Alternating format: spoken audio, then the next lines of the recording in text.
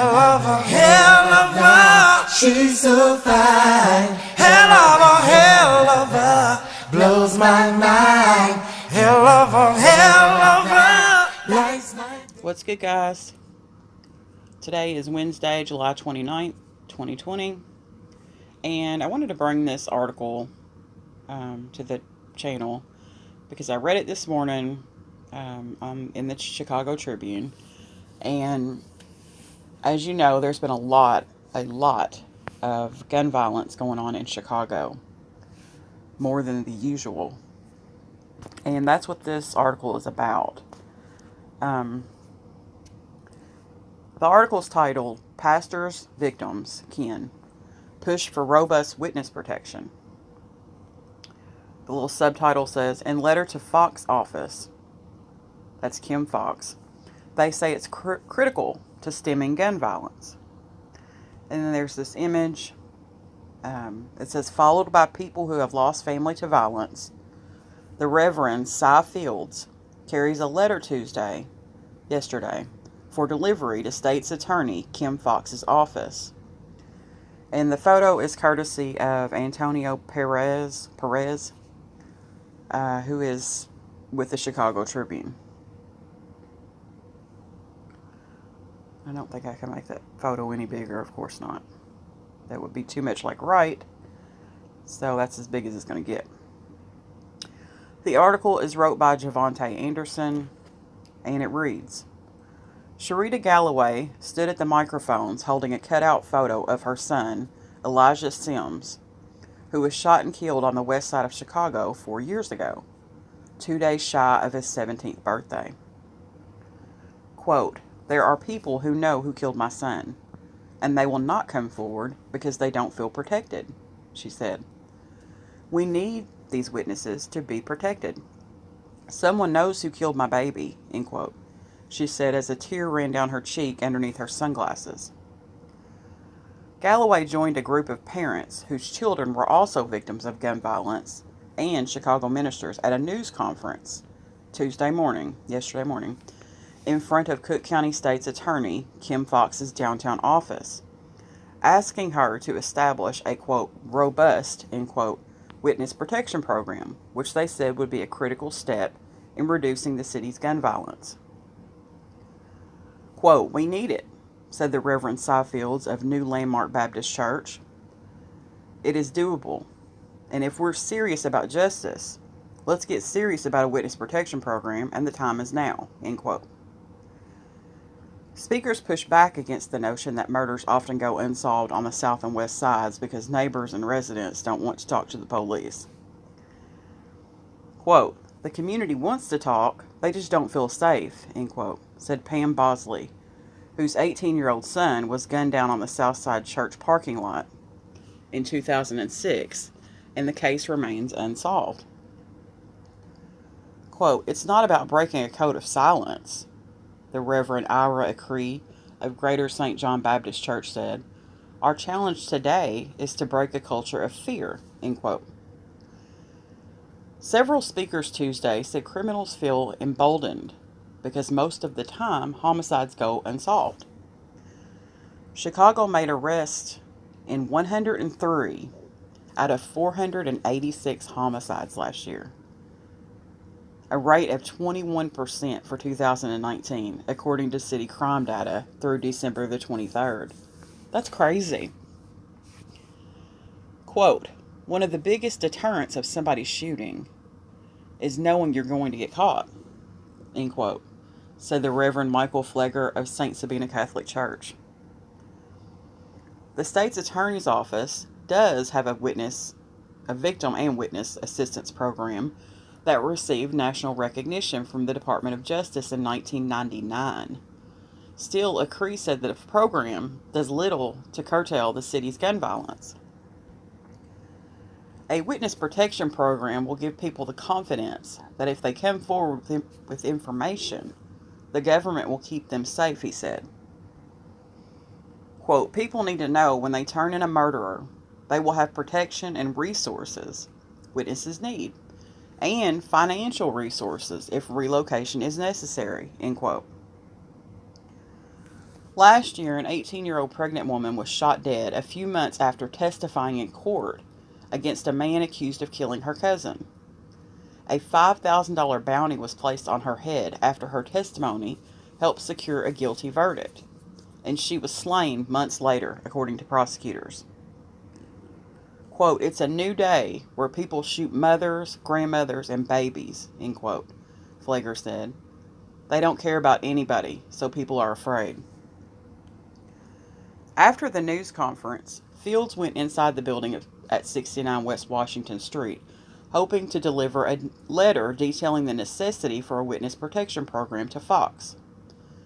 The letter was written by Cree and endorsed by dozens of religious leaders citywide. Fox was not in her office, and the letter was delivered to a representative from her office.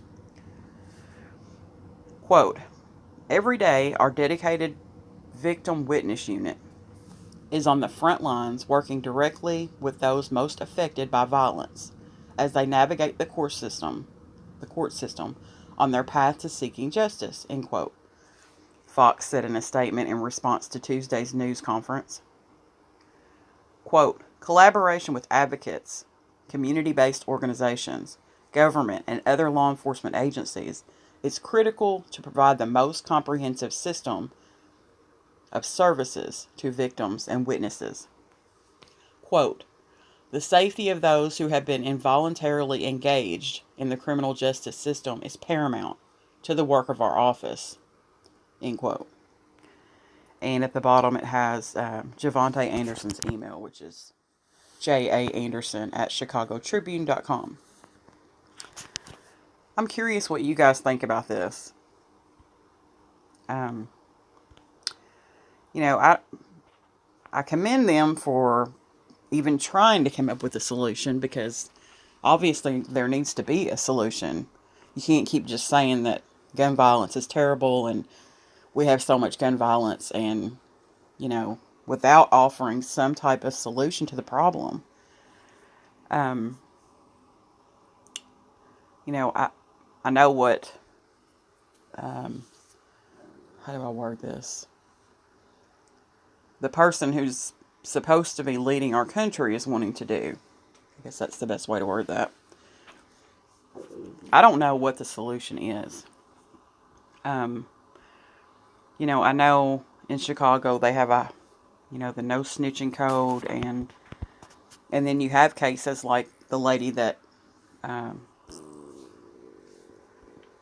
where's it at? I don't want to misquote anything. The 18-year-old pregnant woman who was shot dead a few months after testifying in court against a man accused of killing her cousin. I mean, that's extreme. That is very extreme. So you got cases like that people know about, who honestly don't want to get involved because they don't want to end up in that situation. And they also don't want to end up being one of these 103 out of 486 homicides. They don't want to be a statistic. And, I know street justice goes on a lot in Chicago, but that's where it just continues. It's like a broken record, just over and over and over. Somebody kills somebody else, they kill them, and it's just back and forth, back and forth, back and forth. But, I don't see any, and like he said, one of the biggest deterrents, one of the biggest things that makes you think not to shoot somebody is that you're going to get in trouble, you're going to get caught. But if that's their stats on the arrests made in the homicides just last year, it's no wonder that people are doing what they're doing, because the chances are they're not going to get caught. And chances are nobody's going to talk to tell on them anyways. So I don't know what the solution is, but, there needs to be some sort of, I don't know, I wouldn't say reward or award. Sorry, I didn't mean to turn the screen. But there needs to be some sort of incentive with this. I mean, it would be terrible if someone witnessed a murder, went and told somebody, and they're living their life and they have family there in Chicago, etc., and all because they witnessed this murder, then they get thrown into a witness protection program and possibly uprooted. It's just a lot to think about, I don't know. I'm curious what everyone else thinks about this, though, because it is a hot topic. I mean, especially around the Chicago area, it's a very hot topic. I clicked that link on that statistic, and it took me here, which says homicide shootings declined for third consecutive year in Chicago, police department says. Wrote by Jeremy Gorner, Chicago Tribune, January 1st, 2020 at 11:38 a.m. And there's an image that says Chicago police officers worked the scene where a 17-year-old male was shot at the Popeyes restaurant in the 7400 block of South Stony Island Avenue on December 27, 2019. Photo courtesy of Aaron Hooley of Chicago Tribune. And it says, homicides fell below 500 last year in Chicago for the first time since 2015, marking the third consecutive year of double-digit decreases, official police department statistics show.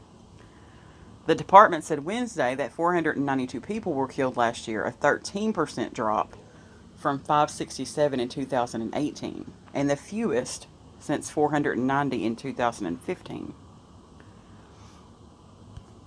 The number of shooting victims fell as well, though shy of double-digit levels. For the full year, 2,611 people were shot, an 8% decline from 2,838 people in 2018, the department said. Shooting incidents fell to 2,151 last year, a 9.7% drop from 2,381 in 2018. And here's what they're crediting this to. In a statement, the city credited new investments in street outreach efforts, data-driven policing strategies, and strengthened community partnerships for the decline in violence to the lowest level since 2015. I'd be interested to see what they credit the increase to for 2020. I'm sure they'll use the virus as part of it.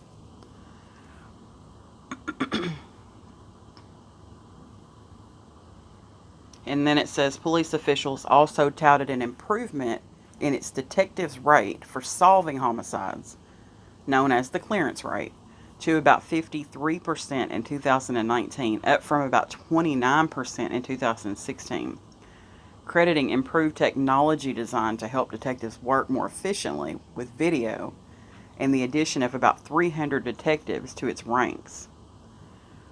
These rates are a combination of homicides solved during the same year they occurred, as well as cases from the past that were also solved in 2019.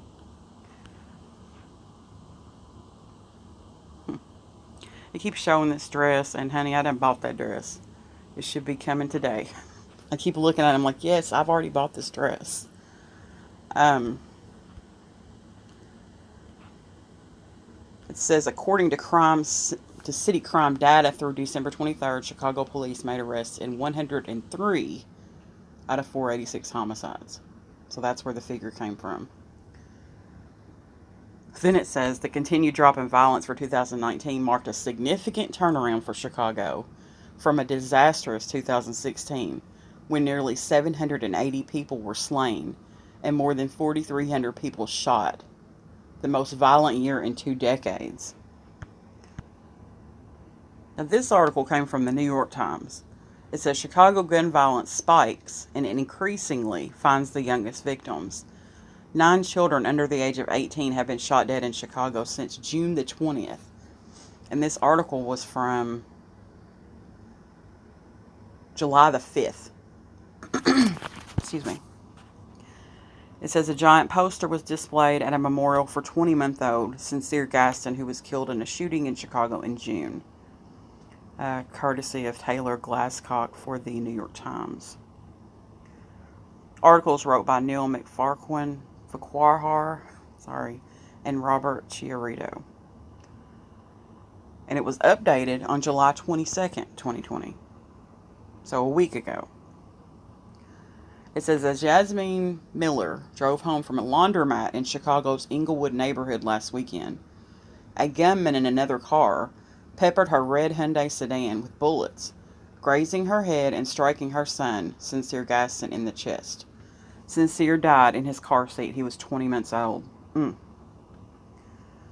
On June 20th, a man fired gunshots through the back of a dark blue SUV, wounding the 27-year-old man driving and hitting his stepson, Makai James, in the back, killing him. Makai was 3. 2 girls, both aged 3, were hospitalized with gunshot wounds in separate incidents in recent days. One after her mother thought she heard fireworks and turned around to see her daughter collapse to the ground. These were just the toddlers. Man, that's rough. In all, 9 children under 18 have been killed since June the 20th, as Chicago reels from another wave of gun violence. The last 2 were killed on Saturday evening. A 14-year-old boy was shot to death on Chicago's South Side. A 7-year-old girl was struck in the forehead by a bullet when 3 gunmen opened fire on a July 4th street party on the city's west side, the police said. Quote, the Windy City is becoming the Bloody City, said the Reverend Michael L. Flager of St. Sabina Church, calling it the worst period in the 45 years he has worked on social issues. I have never seen the despair, hopelessness, and anger all mixed together at the level it is right now, end quote. The violence comes amid a wrenching debate nationwide about policing in the wake of the death of George Floyd in Minneapolis at the hands of the police. Those who defend the police say that the violence shows they need more support, not less, and that it is people living in high-crime areas who most need effective policing. Critics say the violence shows how the police are failing the public, how deeply residents distrust officers, and the need for reforms and the transfer of funds to address underlying problems, including unemployment, mental illness, and drug use. At least 336 people have been murdered in Chicago through July the 2nd, according to the Chicago Police Department. That's what I was looking for. Because murders typically increase in the summer, the city is on track to match the 778 deaths in 2016, its deadliest year since the mid-1990s. New York City, with almost 3 times the population of Chicago, had 176 murders as of June the 28th.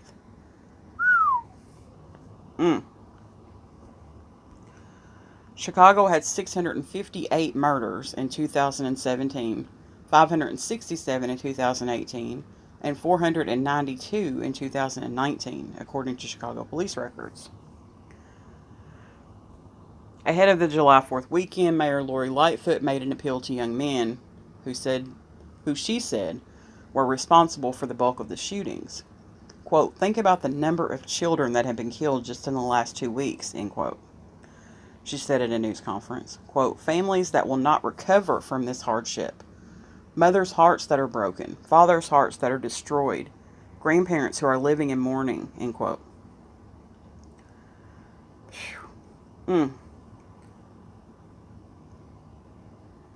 It's terrible. Then they go on to talk about the coronavirus and how that also really impacted Chicago. I just wondered what other people think the solution is to this problem. Because like I've discussed before, I understand what Mayor Lori Lightfoot was trying to say. She's trying to appeal to the emotional side of these young men. But I don't know, man. It's just not the mentality is so different in the younger people today. I don't know what would appeal to them to get them to stop doing this. But I'm just curious what you guys think about this. So please comment below. And thanks for watching. I appreciate it. You guys have a great day. I got something else I'm working on, but if you don't come back, have a great day. Thanks, guys.